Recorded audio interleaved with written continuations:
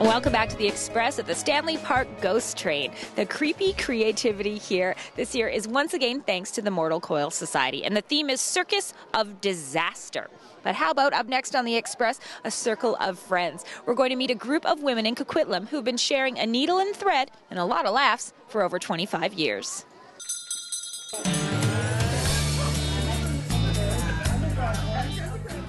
It's not a quiet group. We definitely get a lot of girl talk. For every stitch, there's a story. Oh dear.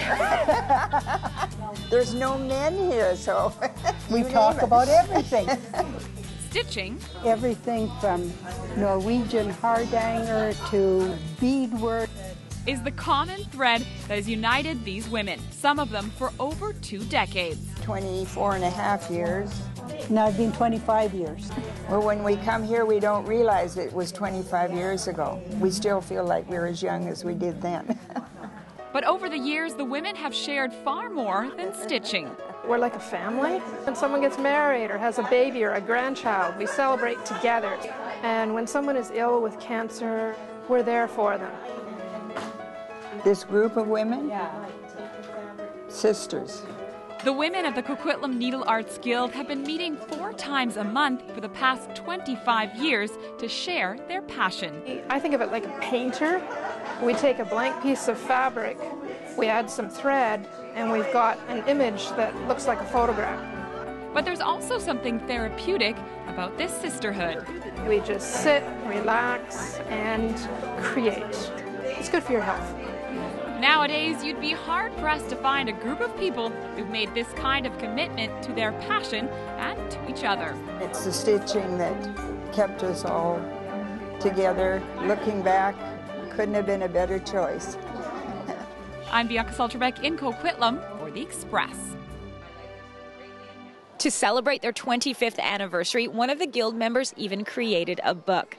Now, the group meets twice a month in Coquitlam, and if you'd like to find out the details, because everyone is welcome, you can send us an email, theexpress@shaw.ca. We have another heartwarming story to share up next. The Hogler family talks about their experiences with the BC Children's Hospital and how it saved their son's life. So what do you think Dr. Sanatana is going to do today? For 5-year-old Matthias Hogler, visits to the hospital are normal. Matthias was born with a very complex form of heart disease where one side of his heart didn't form normally. How are you going to listen to your heart? Do you want to lift your shirt? It was really tough seeing your baby being born and just taken away from you and rushed to ICU. It was 4.5 hours until we got to see him again. He had 3 procedures called the Norwood procedure, which are all 3 open heart surgeries.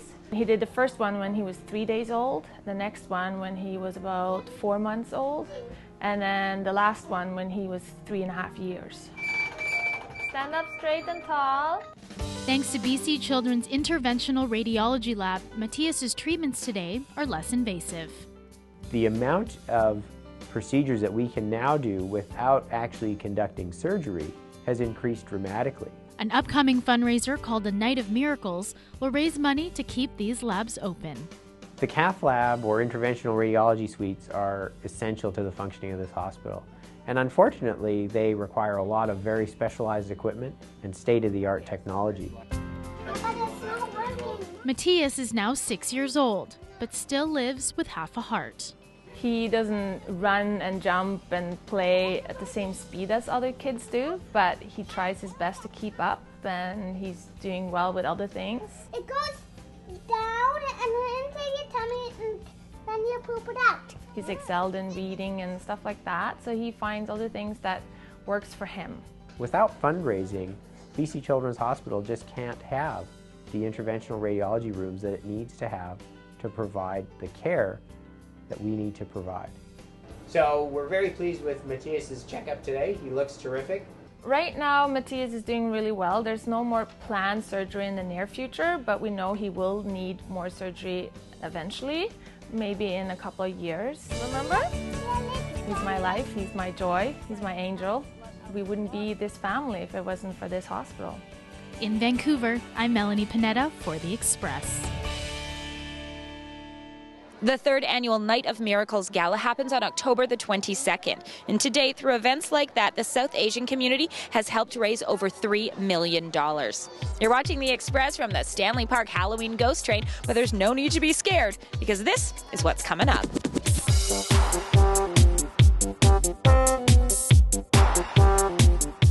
After the break, the name of the collection is called The Sounds of Infinity. West Coast style. Who is more likely to rack up the credit card? The wedding bells. I give a hard line. She kept on saying hard line, and I was like, I don't know what line you're talking about. The Express. We are your local voice.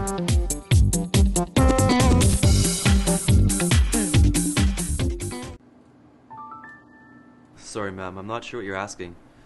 Are you looking for a gift? I don't understand. Hey, I don't have all day. Maybe she can come back when she learns English.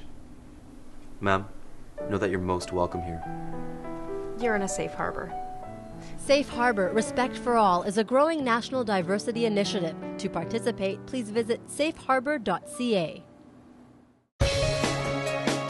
Welcome back to The Express at the Stanley Park Halloween Ghost Train. This Tuesday, October 25th, is Costume Night.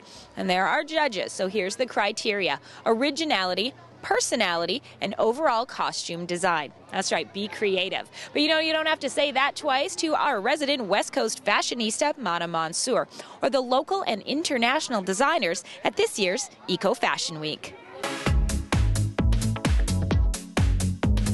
Pacific Center's West Coast Style is brought to you by Pacific Center. The West Coast is one of the most beautiful places on the planet, and I'm on the hunt to make sure that the people here look just as good as where they live. I'm Mana Mansour, and I'm a lifestyle journalist searching for the most cutting-edge fashion and beauty hotspots, deals, and tips, all in our own backyard. I'll do the shopping so you don't have to. This is West Coast Style. Sustainable fashion. It's a movement that's being spearheaded in a place that couldn't be more fitting, right here on the West Coast. Leading that movement is Vancouver Eco Fashion Week, now in its third year. We're continuing our coverage by giving you an intimate look at the designers and the people that make it all happen. The third season of Vancouver Eco Fashion Week showcased an eclectic mix of local and international designers. One standout show came from LA-based designer Jujubee. Named after the designer herself, Jujubee prides itself on using only natural fibers in their fabrics. The name of the collection is called The Sounds of Infinity, and it was actually inspired by the desert. The idea of a barren desert represents a world where we have used up our finite resources, and that's where we don't want to be. So this serves as a reminder to us to appreciate what we have now and to recycle, reuse, and reduce. Where do you think this trend is growing? I think that it's something that everyone is becoming more and more aware of. I mean, which is why we have Eco Fashion Week in their third season. I'm here with Glenn Baxter from Fashion Television. What do you think makes Eco Fashion Week kind of stand out on its own? Every city in the world, it seems, has a fashion week. But there's not too many eco fashion weeks, and this is what sets Vancouver apart. And I think Vancouver is smart by trying to position itself as a green city. Perhaps the most anticipated show at Vancouver Eco Fashion Week would be that from Vancouver designer Nicole Bridger. Always one to wow an audience, Bridger incorporated contemporary dance into her presentation, aptly named Allowing Grace. I was really inspired by the sunrise and all those tones that you see in nature, and just that really soft, letting go, really relaxed kind of feel. Bridger has slowly become the ambassador for sustainable design on the West Coast, using her platform to advocate design that produces less of a carbon footprint without sacrificing beauty. Do you think Vancouver is kind of creating its own niche with the eco stuff, or with, you know, with just what's going on lately in trends? We're starting to embrace style a little more, and you're seeing it more on the streets, that people are taking more risks and getting into their outfits, and I think we're doing it in our own way. What did you think of the Nicole Bridger show we just saw? Absolutely captivating. It makes makes me really feel great to be a Vancouverite, because it's just like, yes, you know what? Vancouver is an eco-friendly city, and we do have a really amazing community here. It captivates people, and it makes people want to come back because they learn a part of the designer and the team.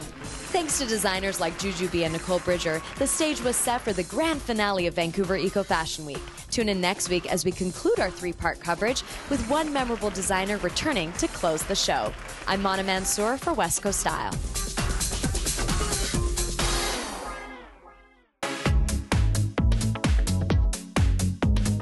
Pacific Center's West Coast Style has been brought to you by Pacific Center. Next week on our West Coast Style segment, it's the finale runway show from one of the top sustainable designers in North America. But right now, it's kind of a run-through of sorts for the wedding bells on some of those tough questions that a couple needs to ask to make sure that they have a long-lasting marriage. And the really cool thing is, it works for BFFs too. Carrots Wedding Bells is brought to you by Carrots, online at carrots.com.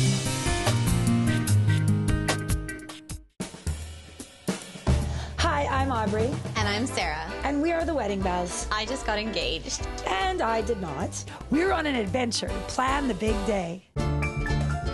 When it comes to planning my wedding, I drag Aubrey everywhere. Yep. Even premarital counseling with Young, Hip, and Married. It is a wedding officiating business as well as premarital coaching. They ask couples the tough questions. Do you plan on being married forever? I thought that was the idea. And there's other things to think about. Like money, sex, children, in-laws. Let's face it, Aubrey and I have a unique relationship.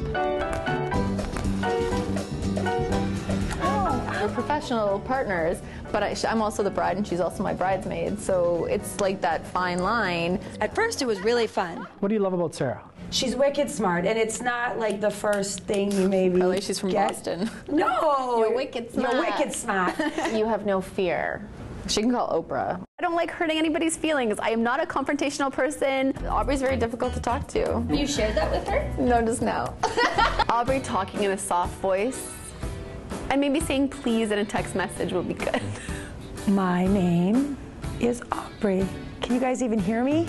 And I realized I'm a huge exaggerator. I know it. The thing is, in all relationships, people will disagree. Who's more of a drama queen?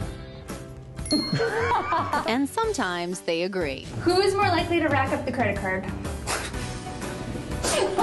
Young, Hip, and Married had 2 final fantastic points. Our big thing is sort of not to be understood, but to understand. And when you compliment someone rather than nag them, you call them forth to be a better person themselves. When all was said and done, I still continue to exaggerate and she still continues to have a hard line, but that's okay. Hard line is my new word, I think. I still don't know what a hard line is, though. For Shaw TV, we're the Wedding Bells. Hair and makeup by Mink Makeup Art. Carrots Wedding Bells has been brought to you by Carrots, online at carrots.com. Hot topics right now on the Young, Hip, and Married website blog. Staying married for 34 years and keeping score in your relationship. How about some hot topics on the local Halloween scene? Because that's where we're shining today's Express Spotlight. In this haunted Halloween tour, you'll visit eerie locations like Mountain View Cemetery and the autopsy room of the Vancouver Police Museum, where over 15,000 autopsies have been performed. The Harvest Festival at the Capilano Suspension Bridge decorates with hundreds of pumpkins throughout the park and fall-themed decorations to celebrate autumn and Halloween. Fright Nights at Playland is a Halloween experience for lovers of freak, horror, and terror. Disturbing haunted houses, freaky twilight rides, and a handful of monsters make for what could only be a deathly night out. And the Stanley Park Ghost Train runs to October the 31st.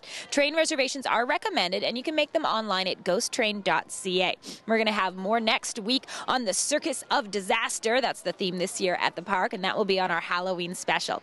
In the meantime, we're going to leave you with a look at Studio 58's latest production, The Crucible. Thanks for watching The Express, only on Shaw TV, and we'll see you next time. Betty? Now stop this. Betty!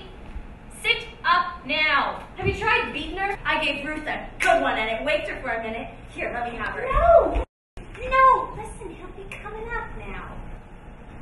Listen, if they be questioning us, tell them we danced. I told them as much already. I am what more? He knows Tituba conjured Ruth's sisters to come out of the grave. And what more? He saw you naked. Oh, Jesus! What do we do? The village is out. I just come from the farm. The whole country's talking witchcraft. They'll be calling us witches, Abby. She needs to tell. I knew it. Abby, we've got to tell. Witchery's a hanging error. A hanging like they've done in Boston 2 years ago. We must tell the truth, Abby. You'll only be whipped for dancing and the other thing. Oh, we'll be whipped. I never done none of it, Abby. I only looked. Oh, you're a great one for looking, aren't you, Mary Warren? What a grand peeping courage you have.